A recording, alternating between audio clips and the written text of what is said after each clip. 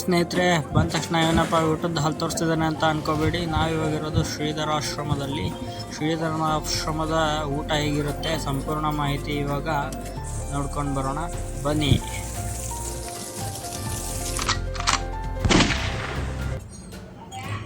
ಅನ್ನಂ ಪರಬ್ರಹ್ಮ ಸ್ವರೂಪಂ ಎಂದರೆ ಅನ್ನವು ಸಾಕ್ಷಾತ್ ಬ್ರಹ್ಮನ ರೂಪವಾಗಿದೆ.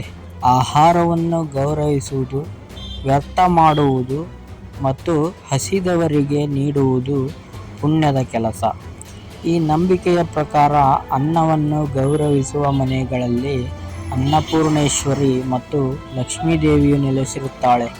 ಇದರಿಂದ ಸಮೃದ್ಧಿ ಮತ್ತು ಸುಖ ಲಭಿಸುತ್ತದೆ.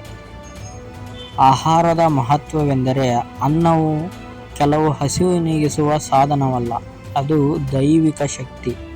ಅನ್ನಪೂರ್ಣೇಶ್ವರಿ ಆಶೀರ್ವಾದ. ಅನ್ನ ಗೌರವಿಸುವವನಿಗೆ ಅನ್ನಪೂರ್ಣೇಶ್ವರಿಯ ಕೃಪೆ ಸದಾ ಇರುತ್ತದೆ. ವ್ಯರ್ಥ ಮಾಡದಿರಿ. ಆಹಾರವನ್ನು ಪೋಲು ಮಾಡುವುದು ದೇವರಿಗೆ ಮಾಡುವ ಅಪಮಾನಕ್ಕೆ ಸಮಾನ.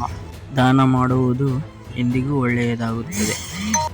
ಹಾಗೆ ಇಷ್ಟು ಹೇಳುತ್ತಾ ನಾವು ಶ್ರೀಧರ ಮಠದಲ್ಲಿ ಊಟವನ್ನು ಮಾಡುತ್ತಿರುವ ದೃಶ್ಯವು ಇದಾಗಿದೆ. ಶ್ರೀಧರ ಸ್ವಾಮಿಗಳು 1954ರಲ್ಲಿ ವರದಹಳ್ಳಿಯಲ್ಲಿ ಈ ಆಶ್ರಮವನ್ನು ಸ್ಥಾಪಿಸಿದ್ದಾರೆ. ಶ್ರೀಧರ ಸ್ವಾಮಿಗಳು 1908, 1973 ಇವರು ಮರಾಠಿ ಮತ್ತು ಕನ್ನಡ ಭಾಷೆಗಳಲ್ಲಿ ಪ್ರಸಿದ್ಧರಾಗಿದ್ದರು. ಇವರು ಸಮರ್ಥ ರಾಮದಾಸರ ಶಿಷ್ಯರು ಹಾಗೂ ಭಗವಾನ್ ಶ್ರೀರಾಮನ ಪರಮ ಭಕ್ತರು ಸಹ ಆಗಿದ್ದರು. ಸ್ವಾಮಿಗಳು ಇಲ್ಲಿ 30 ಅಡಿ ಎತ್ತರದ ಭವ್ಯವಾದ ಧರ್ಮಧ್ವಜವನ್ನು ಸ್ಥಾಪಿಸಿದ್ದಾರೆ. ಹಿಂದೂ ಧರ್ಮದ ಸಂಕೇತವಾಗಿದೆ ಇದು. ಇವಾಗ ನೀವು ನೋಡ್ತಾ ಇರೋದು ಕೊಳದ ದೃಶ್ಯವಾಗಿದೆ. ಹಾಗೆ ತೀರ್ಥ ತೋರಿಸ್ತೀನಿ ನೋಡಿ. ಇವಾಗ ಬಂದು ತೀರ್ಥ ಬಸವಣ್ಣನ ಬಾಯಿಂದ ತೀರ್ಥ ಮೇಲಿಂದ ಬರುತ್ತದೆ. ಈ ತೀರ್ಥದಲ್ಲಿ ಸ್ನಾನ ಮಾಡಿದರೆ ಪವಿತ್ರ ತೀರ್ಥವು ಚರ್ಮಕ್ಕೆ ಸಂಬಂಧಿಸಿದ ಕಾಯಿಲೆಗಳನ್ನು ಗುಣಪಡಿಸುವ ಶಕ್ತಿಯನ್ನು ಹೊಂದಿದೆ ಎಂಬ ನಂಬಿಕೆ ಭಕ್ತರಲ್ಲಿದೆ. ಶ್ರೀಧರ ಮಠದಲ್ಲಿ ನೀವು ಯಾವ ಸ್ಥಳ ಏನೇನು ಕಾಣ್ಬೋದು ಅಂತಂದರೆ, ಆಶ್ರಮದಲ್ಲಿ ಶ್ರೀಧರ ಸ್ವಾಮಿಗಳ ಸಮಾಧಿ ಕಾಣ್ಬೋದು, ದತ್ತಾತ್ರೇಯ ಮಂದಿರ ಮತ್ತು ಅವರು ತಪಸ್ಸು ಮಾಡಿದ ಗುಹೆಗಳನ್ನು ಕಾಣಬಹುದು. ಇಷ್ಟು ಈ ಶ್ರೀಧರ ಸ್ವಾಮಿಯ ತೀರ್ಥದ ಮಹತ್ವವಾಗಿದೆ. ನೀವು ಯಾವಾಗಲಾದರೂ ಸಾಗರ ಸೈಡ್ ಬಂದರೆ ಶಿವಮೊಗ್ಗ ಜಿಲ್ಲೆ ಸಾಗರ ತಾಲೂಕಿನ ವರದಹಳ್ಳಿಗಂತೂ ಮಿಸ್ ಮಾಡದೆ ವಿಸಿಟ್ ಮಾಡಿ ಅಂತ ನಾನು ನಿಮಗೆ ಸಜೆಷನ್ ಕೊಡ್ತೀನಿ. ಯಾಕಂದರೆ ಅಷ್ಟು ಪುಣ್ಯಕ್ಷೇತ್ರವಾಗಿದೆ. ಇಲ್ಲಿ ಪ್ರಸಾದ ಕೂಡ ಮಸ್ತಾಗಿರುತ್ತೆ.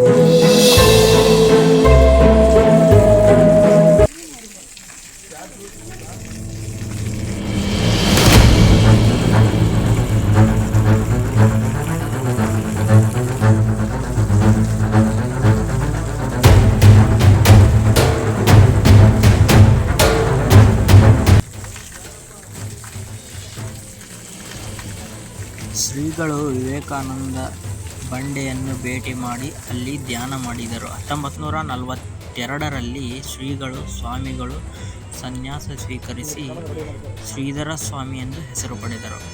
ನೋಡಿ, ಇವರೇ ನಮ್ಮ ಅಣ್ಣ ಅತ್ತಮ್ಮ. ಇವನಿಗೂ ಸಹ ಶ್ರೀಗಳಿಂದನೇ ಶ್ರೀಧರ್ ಅಂತ ಹೆಸರಿಟ್ಟಿದ್ದು. 1967ರವರೆಗೆ ಅವರು ವ್ಯಾಪಕವಾಗಿ ಭಾರತದಾದ್ಯಂತ ಸಂಚರಿಸಿದರು. ಮತ್ತು ಹೀಗೆ ಸಂಚರಿಸ್ತಾ ಇದ್ದಾಗ ವರದಹಳ್ಳಿ ಕ್ಷೇತ್ರಕ್ಕೆ ಶ್ರೀಗಳ ಆಗಮನವಾಯಿತು. ಶ್ರೀಗಳಿಗೆ ಏನು ಕಂಡು ಬಂತು ಅವರೇ ಬಲ್ಲರು. ಇದೇ 1967ರ ಚಾತುರ್ಮಾಸದ ವಿಜಯದಶಮಿಯ ಶುಭ ಮುಹೂರ್ತದಲ್ಲಿ ಧರ್ಮಧ್ವಜ ಸ್ಥಾಪನೆ ಮಾಡಿ ಈ ಆಶ್ರಮಕ್ಕೆ ಶ್ರೀಧರ ಆಶ್ರಮ ಎಂದು ನಾಮಕರಣ ಮಾಡಿದರು. ಇಲ್ಲಿ ಅನೇಕ ಧರ್ಮ ಕಾರ್ಯಕ್ರಮಗಳನ್ನು ನೆರವೇರಿಸಿ ತದನಂತರ 1973ರಲ್ಲಿ ಮಹಾಸಮಾಧಿ ಹೊಂದುವವರೆಗೆ ಅವರು ಹೆಚ್ಚಿನ ಭಾಗ ಒಂಟಿಯಾಗಿದ್ದುಕೊಂಡು ಧ್ಯಾನ ಸಾಗಿಸಿದ್ದರು ಈ ಮಠದಲ್ಲೇ. ಇಷ್ಟು ಶ್ರೀಧರ ಸ್ವಾಮಿಯ ಸಂಪೂರ್ಣ ಮಾಹಿತಿಯಾಗಿದೆ. ಎಲ್ಲರೂ ವಿಡಿಯೋ ಇಷ್ಟ ಆಗಿದ್ದರೆ ಲೈಕ್ ಮಾಡಿ, ಶೇರ್ ಮಾಡಿ, ಸಬ್ಸ್ಕ್ರೈಬ್ ಮಾಡೋದಂತ ಮರಿಲೇಬೇಡಿ. ಬಾಯ್. ಇದೇ ಥರ ಒಳ್ಳೊಳ್ಳೆ ಕಂಟೆಂಟ್ಗಳು ನಿಮ್ಮ ಮುಂದೆ ಬರ್ತಾನೆ ಇರುತ್ತೆ. ಅದಕ್ಕೇನು ಮಾಡಬೇಕಂದ್ರೆ ಚಾನಲ್ನ ಸಬ್ಸ್ಕ್ರೈಬ್ ಮಾಡ್ಕೊಳ್ಳಿ, ಶೇರ್ ಮಾಡಿ, ಲೈಕ್ ಮಾಡಿ.